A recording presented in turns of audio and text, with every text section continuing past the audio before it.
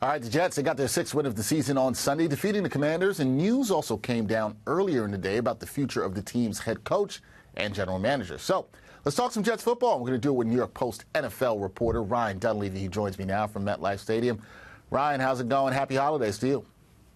Same to you, Dex. Thank you. All right, Ryan, I'm going to start with you here. Our colleague Brian Costello, he broke the news today that Jets owner Woody Johnson says he's keeping head coach Robert Saleh and general manager Joe Douglas for the 2024 season. Question here is this the right move for the Jets after a disappointing 2023 season?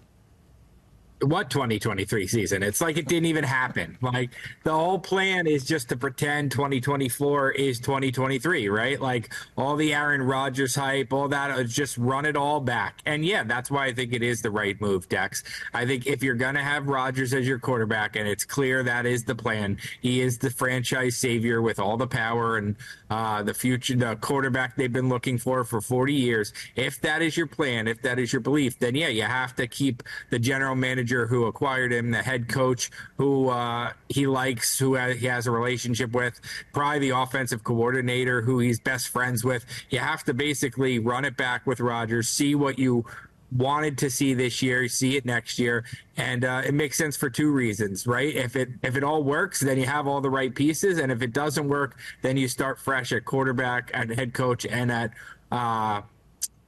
general manager. You get everybody on the same timeline by keeping these two guys and bringing Aaron Rodgers back next year. So yeah, I think it's the right decision, even if it's a little bit of a strange decision to keep the guys after, 5 straight losing seasons for Douglas and 3 straight for Saleh. Hey, there's been a lot of losing, but I understand keeping everybody on the same timeline, and we will see how things go in 2024, but the gang will be back. Now, Ryan, on Sunday, we saw the Jets' offense explode in the first half of the game against the Commanders. Haven't seen much of that this season, but not so much in the second half. Are there any takeaways offensively from this game that fans can look forward to or be excited about for next season?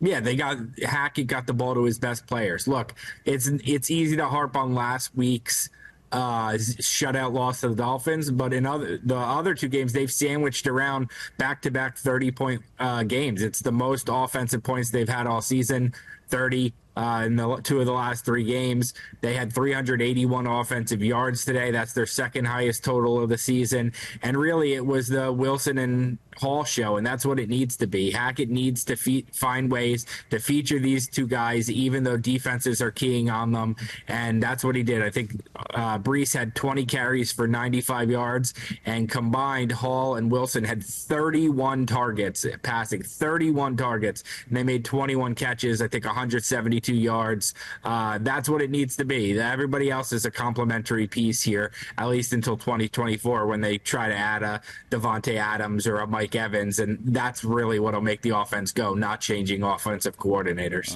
There you go, Ryan. Exciting the Jets fans about holiday options now for weapons that could come in the offseason. Jets fans are going to be happy to hear about that, but a good job of using the weapons in Brees Hall and Wilson on Sunday. Now, last thing for me here is, despite blowing a 20-point lead, the Jets, they did salvage a win on Christmas Eve. So was this the Christmas gift that the Jets and their fans needed, or did they need a better chance at a higher draft pick and taking an L here?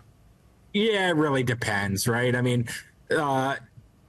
I'm in the school always of like the better draft pick wins, but it would have been really deflating to blow a 20-point lead on the day your owner throws his support behind the head coach and the the general manager. So look, the Jets have blown top 10 picks before. They've made good top 10 picks out. They've made good picks outside the top 10, right? There's no guarantee that because you pick 6 instead of 9, you're going to get the pick right. So, I mean, Garrett Wilson was 10. He looks like a superstar. The Giants picked Evan Neal 7 in the same draft, and he looks like a bust. So, you're talking about a difference maybe of 3-4 picks when all said and done. I think take the feel-good win on Christmas and be happy about it and look towards next season maybe with some momentum. All right, see, I like that. Some holiday cheer. Take the feel-good win on Christmas. It was a good one for the Jets.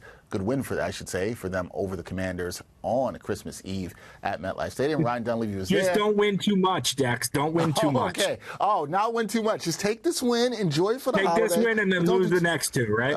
Don't do too much. You know what? But when you tried to give the Jets fans something, I appreciate that, Ryan. I can appreciate that. That is Ryan Dunleavy, the great NFL reporter for the New York Post, joining me here on Christmas Eve. Thank you, Ryan. Enjoy your holiday.